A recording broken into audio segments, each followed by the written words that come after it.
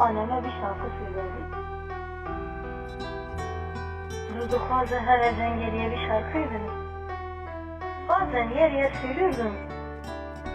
Annem hem kızıyordu hem bir o kadar şey oluyordu. Etkileniyordu, bir de diyordu valla sen şehit düşersen diyordu, merak etme diyordu, öyle bir başı dik olacağım ki. Ondan sonra bazen de kızdığında diyordu bir seni okusam sen öyle git falan. Ama hep söylerdim, belki sözleri çok şey ama benim için çok anlamlı. Bir anneme dinlemek için.